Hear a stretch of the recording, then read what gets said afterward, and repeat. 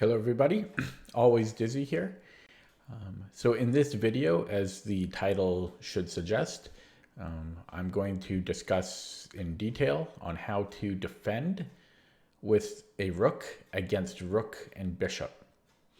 I've been working on this for about the past 3, maybe close to 4 weeks. Been doing it almost every day, and earlier today, for the first time, I finally fulfilled a personal challenge that I had. And let me just show that on the stream here. So my challenge to myself was to be able to draw Stockfish in a slow time control 3 times in a row. And I managed to do that here. You can see before that, like sometimes I drew, sometimes I lost. Sometimes I just wasn't, paying a whole lot of attention or moving too quickly. But yeah, earlier today, I had a draw.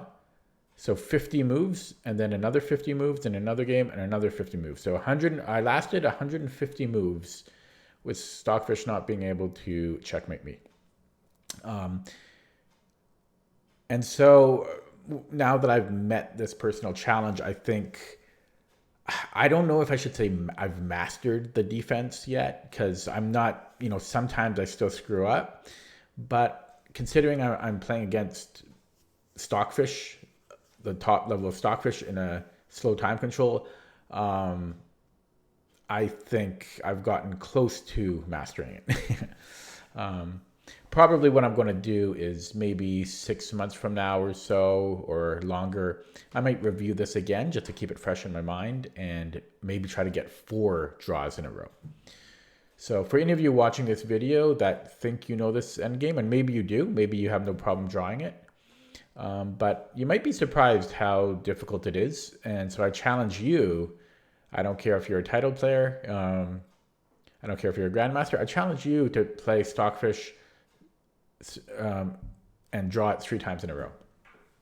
Okay, so now that I think that I've gained a little bit of credibility on how to defend here, let me discuss. Oh yeah, and by the way, the reason that this video is not how to win is, well, partly because I don't want to make the video super long, because it's already probably going to be pretty long, but also because now that I know like how easy it is to go wrong when defending, I'm not even actually going to bother learning. Like I looked a little bit, researched a little bit on how to win, but I've defended so much that I think in a game, I will just naturally come across a win. Because it's so easy to screw up the defense, and you can kind of just stumble into a win. As long as you get the king to the edge of the board, you'll probably stumble into a win. And so I really think it's the defense that requires the most attention. That's just my opinion, though. Okay. Give me 1 second here. Maybe do I have time? I'm just going to mute my other tab so you don't hear those. Okay. Okay. So first of all, how did I learn this? Well, I watched about 4 or 5 different YouTube videos on it, and my favorite one was one by, well, I'll link it in this video, I guess, which I think was a very good video, good overview of how to win and how to defend. But it didn't go into enough detail, as many videos in endgames often don't.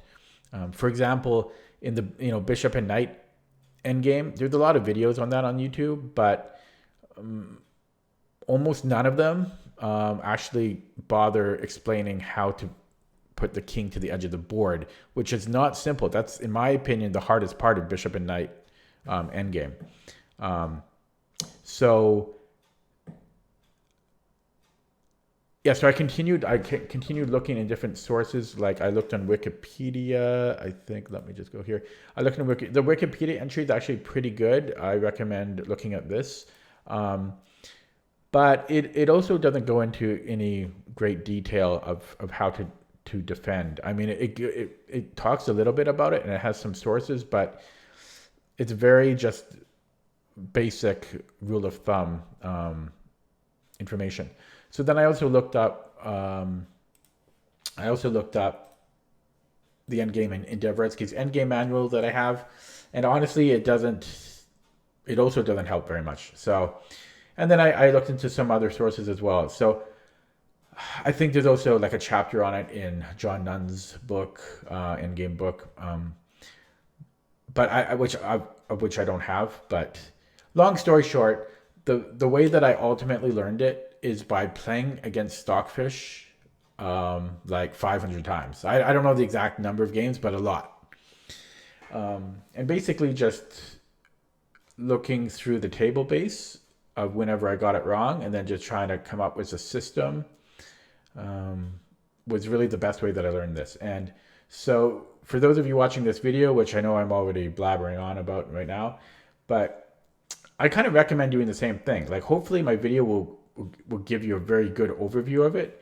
But if you really want to learn it, I recommend doing what I did, was set up the position against Stockfish, highest level, no time limit, so that the computer can think. It usually only spends about 5 seconds per move.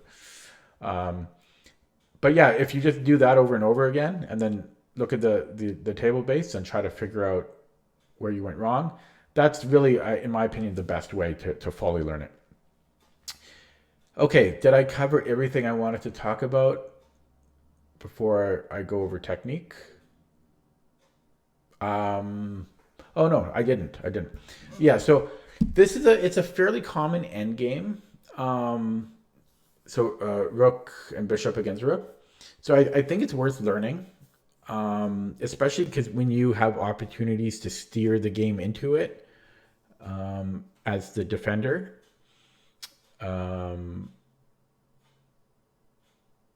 And surprisingly, there are many games at the professional level even that have this end game, like countless ones. And I'm going to show you a little bit.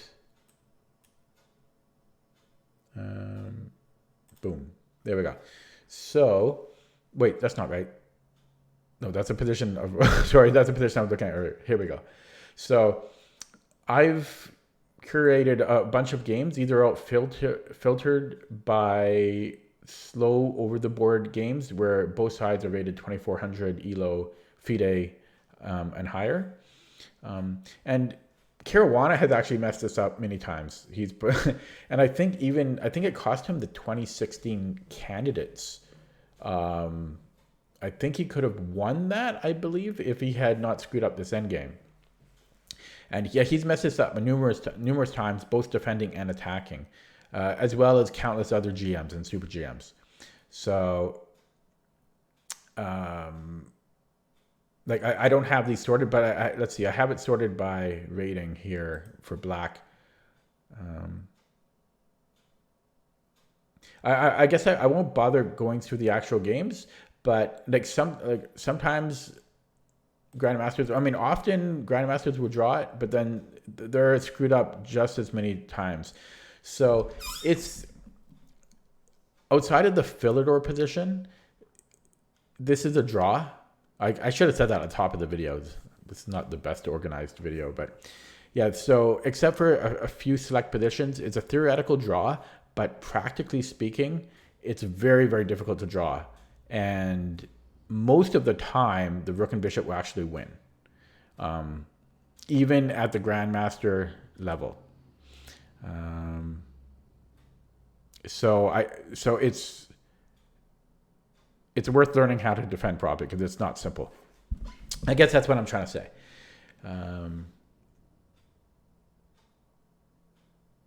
Okay, I'm actually surprised how often Grandmasters screw it up because, like, unless they're somehow able to attack better than Stockfish, I don't know. I guess they didn't spend enough time working on this endgame. Maybe they should watch my video. No, okay. Okay, so with all of that said, let's start. So let me just go back here. Okay, so how should we do this? Let's take a look at the games that I played. Um, I guess I'll do that this way. So let's look at that. The first game. No, let's look at game 2 because the first game was not as interesting. So let's start off with game 2, and we go to the analysis board. No, let's not even do that. Let's just start from here. So this was the starting position. I just made a random starting position, and so I have to last for 50 moves. And so there's two ways to defend. There is the long range or the distant way to defend. It's called the Cochrane defense. It's very well known, and this is actually what most grandmasters do to defend. But I don't like it for a couple of reasons.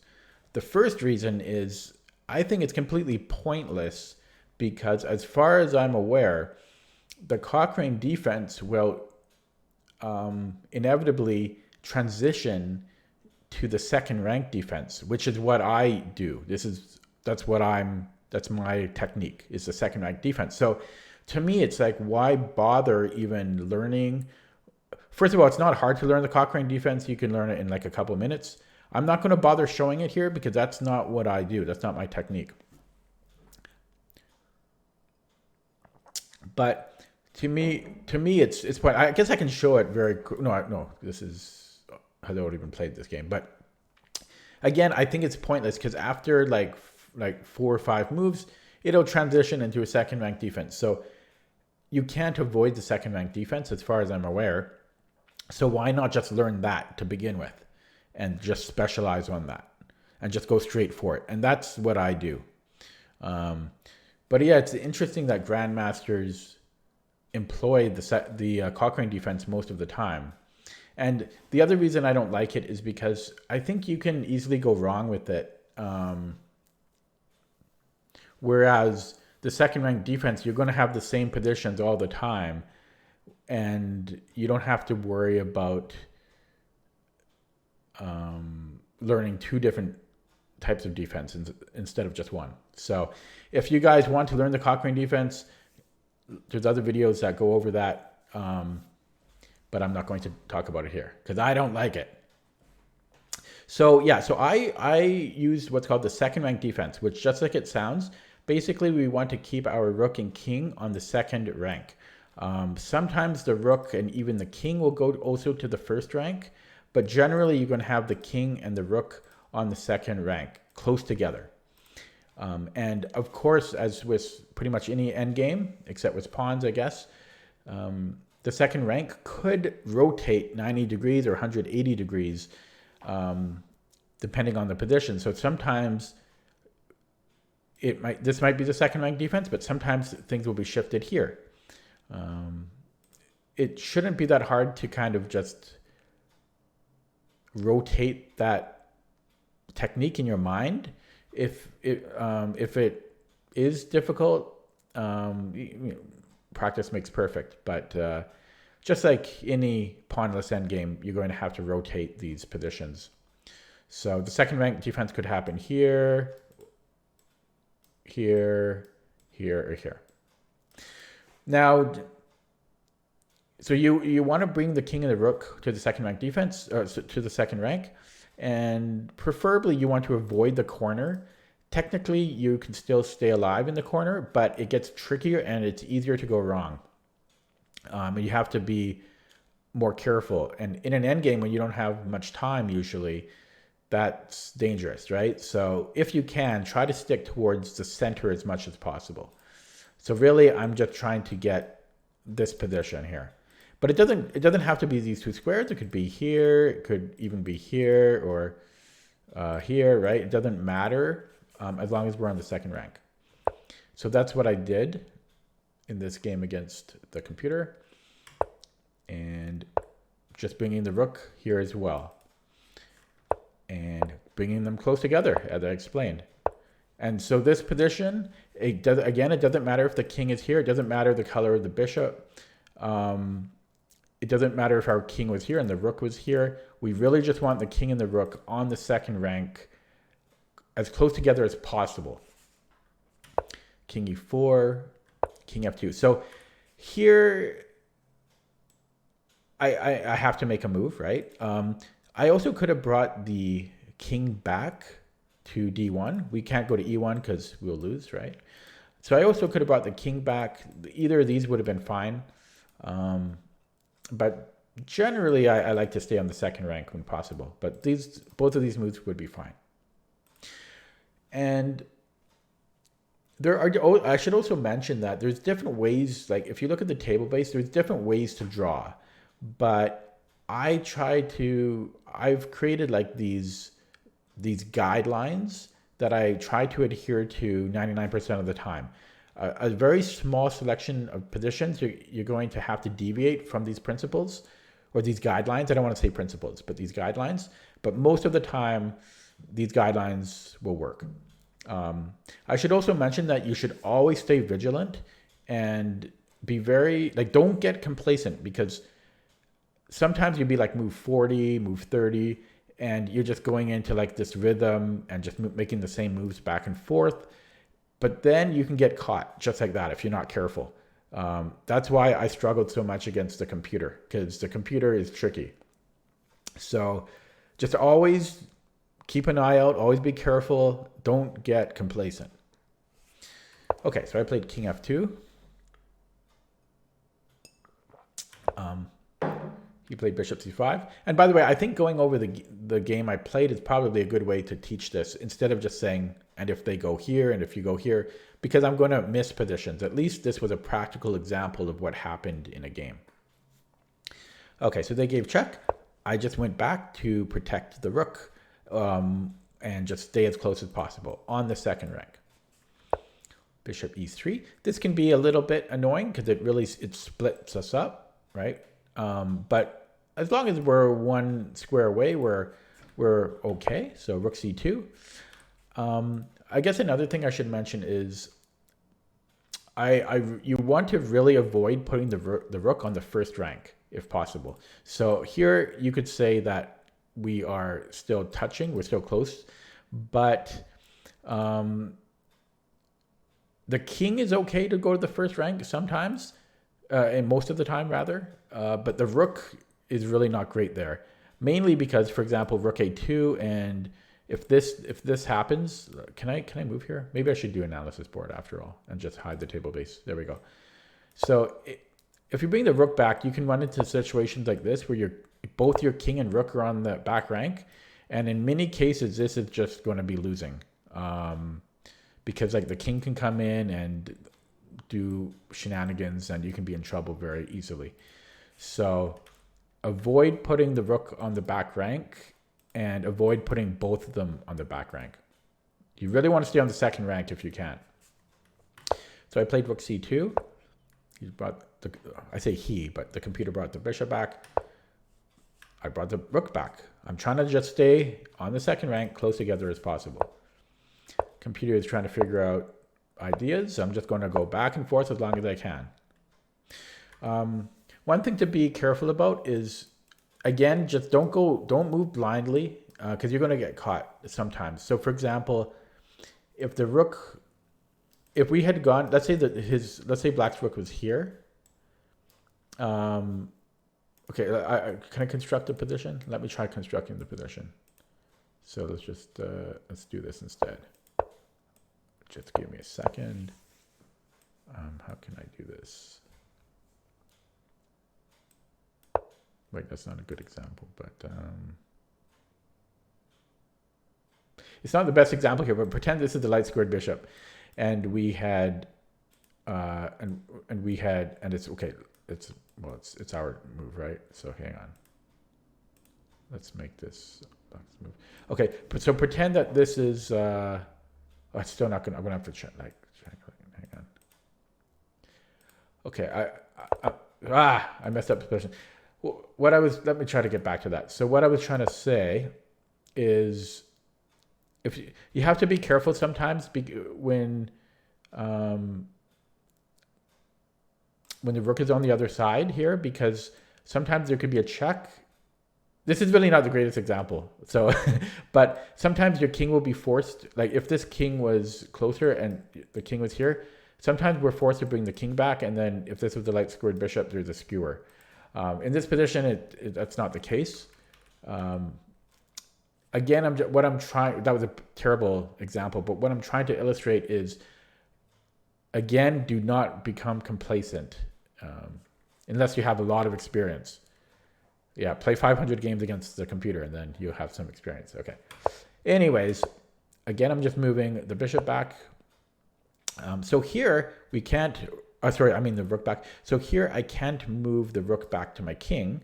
So I do the next best thing. I bring the king to the rook.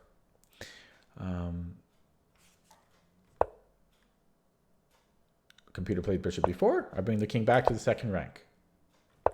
So this repeats. Now this is a very scary move. And often when the king tries to kind of outflank you here, you have to be extra cautious. And so here I think the only move is rook c1, which is what I played if it's the only move. Let's see what table base says. Yeah, it's the only move, rook c1, because we're just going to get mated, right? So, and if we can't move if we go rook here, then there's going to be check, and then we're going to get skewered and lose the rook. So this is one of those rare situations where we have both the rook and the king on the first rank. Not comfortable. We don't like it, but we can get away with it because the king is a little bit offset, meaning we can kind of escape this way if the king tries to like come in or something. Plus we're hitting the bishop, so he can't bring the rook and smother us this way because we'll grab the bishop. So we're surviving here just barely. He brings in the king, back to rook c2. If he had given us a check, we can just bring the rook back. King e4, king e2. Again, this is getting more ideal, being on the second rank. Bishop d4, rook d2. This is my favorite position because to me this is the safest position again, especially with the kings lined up. If we had our king here and the rook here, it can be slightly more, I don't know if I should say dangerous, but it can be, black can be a little bit trickier. So kings lined up like this, and it's just the easiest way to defend.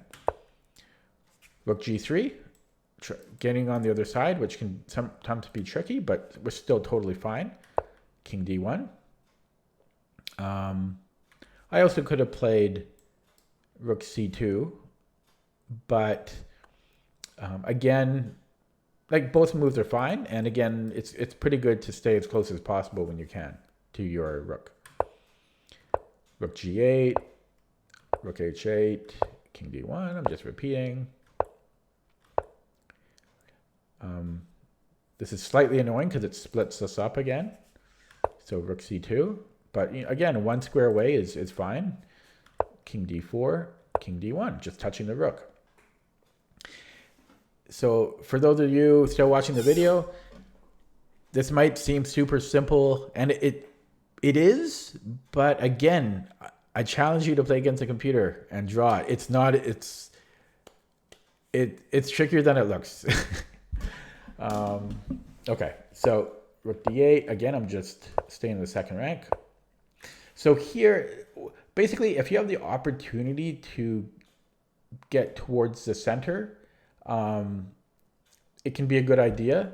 But here, more importantly, I can't play king d1 because it'll be checkmate, right? And I don't want to play king f2 because if I play king f2, I guess I'll put it on the board. I'm scared of king d3, which completely separates my rook and the king. And then this, I don't know. This is dangerous. This might be a draw, but it's not easy, and it's not easy at all. And probably you'll lose. And so don't even let yourself get into those murky waters. Here, this might look bad because we're separating them, but if you look at it, or if you think about it from a rotated angle, we're only 2 moves away from getting onto the second rank defense on the G file, right? So that is what I'm working to transition towards here. King D3, and that's what I do. I actually, to be honest, I remember playing this now. I actually meant Rook G2, but I think it was a mouse slip. But it doesn't quite matter because I'll just go there in a couple moves anyways. But I think maybe more sticking with our plan might have been Rook G2. Okay, so there we go. And then I played Rook G2, give the check. I come in here to the, and again, hopefully you understand that this is still the second rank defense. It's just rotated, right? He brings in the king. I keep the rook close to the king. Separate them. Hopefully this all makes sense to you guys. Again, this is all just rotated, so this is nothing new, right? Nothing new here. And yeah, so this shouldn't be any different from what we were doing the past little bit. King E4, I'm just repeating.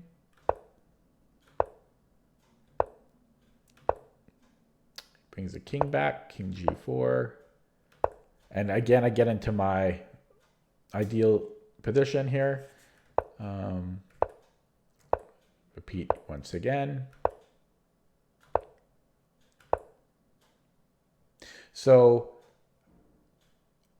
this is what I was trying to explain before. I kind of stumbled when I did it, but if black had a light squared bishop here in this position, then we would be losing, right? Because we would have to go here to defend our rook, and then there would be bishop f1, and we would lose. So that's why you always have to be careful and vigilant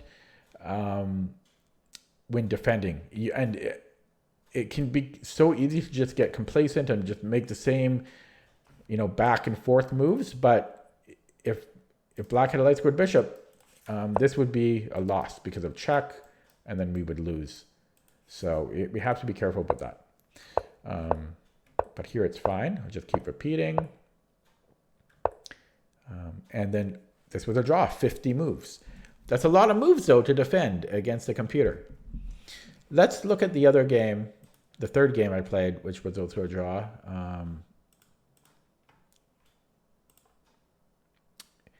And yeah, this is probably a longer video than most people want to see, but okay. So I put another random position on the board, and let's do this again. So where am I going? Well, I'm making my way downtown. No, I'm making my way to the second rank, rotated 90 degrees. Why don't I go straight there? Well, there's a skewer here. So there we go. Everything is just 90 degrees rotated, right? And I'm just biding my time. So again, like I don't go for that Cochrane defense, and I'm not even trying to stay in the center.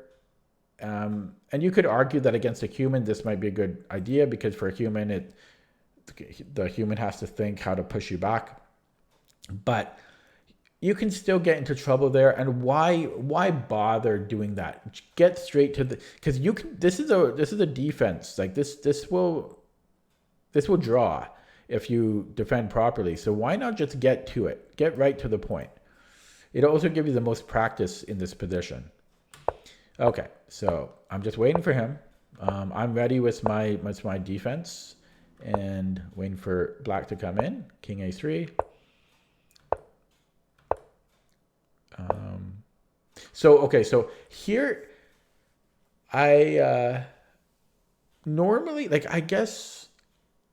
normally I would play King B2, but also lately I've been experimenting with, because this is also a draw, a table-based draw, if you put the king right behind the rook. But I wasn't as used to this position. But here, this is probably the first time that you've seen, or maybe the second time, that I've been forced to bring the rook more than one square away. Or two squares, more than two squares away. But I have to, right? Because, at least I think I have to. Maybe I had King A5. No, king a. I might have had king a5, but king a5. I'm worried about king b3. Although I still may have been good there, because I might have had then king b7.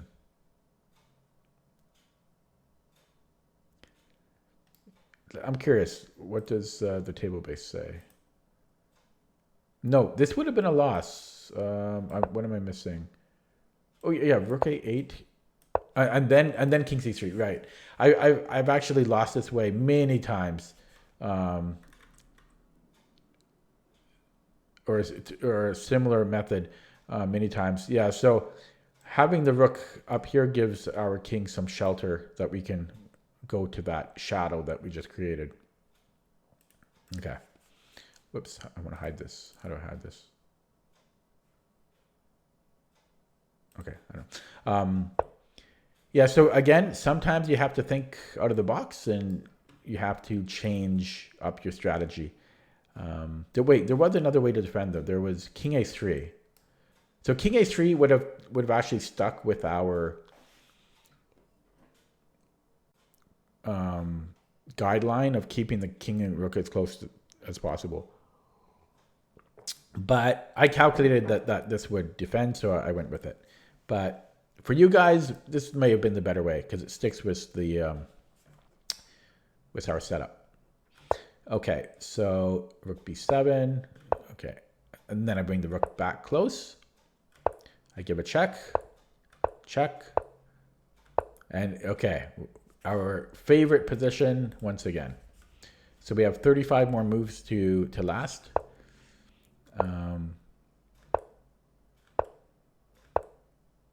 Yeah, this is kind of a tricky position because there's a mate threat, and we can't bring the rook back because we're going to lose the rook to a skewer. Check and then check. We'll pick up the rook, and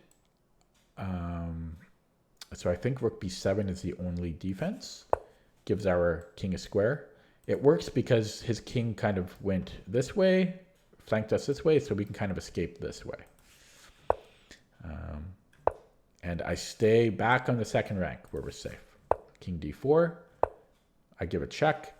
He's given us that room, and I'm basically ready to pivot to the second rank upside down, right? So I can go this way now, which is what happens. King c5. Again, we have our favorite position, just upside down. Rook e7. And you get this same old type of setup. So here I gave a check because why not? Although I think this looks to be, this is fine too. I think I'm pretty sure. King d8 looks good to me, but why not give a check? And then I come back, right? And then I get this position again, and check. And computer can't do anything. And we have 10 more moves to go. And then the, yeah. So nothing is happening, like from black's perspective, like black is not pushing, and a draw. So there's one thing that I'm actually surprised didn't come up in any of these games, but it's basically because the computer knows it's a draw. Some of you may have been wondering, like, why black didn't be more aggressive. So if we go back a little bit here, maybe I'll do the previous game. Oh wait, sorry.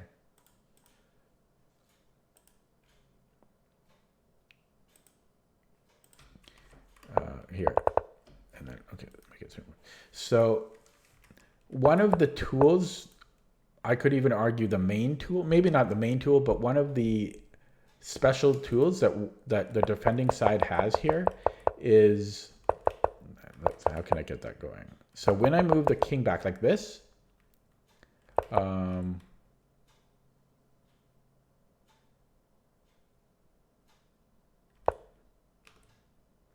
let's see, did it ever happen?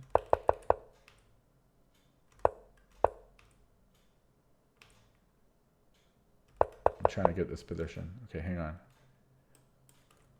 Okay, so if black had gone here, you guys may have been wondering, why doesn't black go here in a lot of these positions?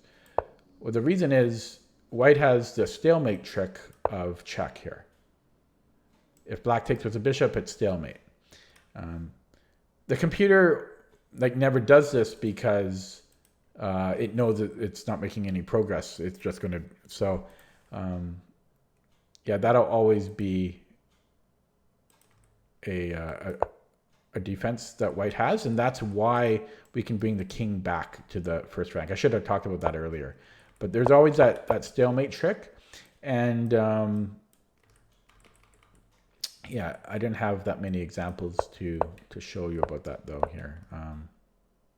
And yeah, so if check here, I mean, sorry, if king goes to e3, we can always just give a check, and if he goes this way, we can still give another check. So you always have that defense available as a defending side, which is probably one of the main reasons why the second rank works so well. Well, it works perfectly if you do it right. Hopefully that makes sense.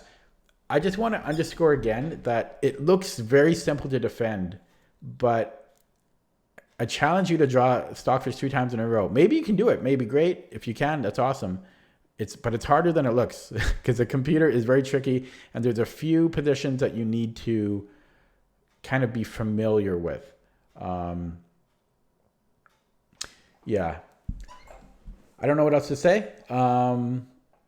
Try to take that 3 draw challenge and let me know how you do. Also, if I missed any important details here, I would love to know it.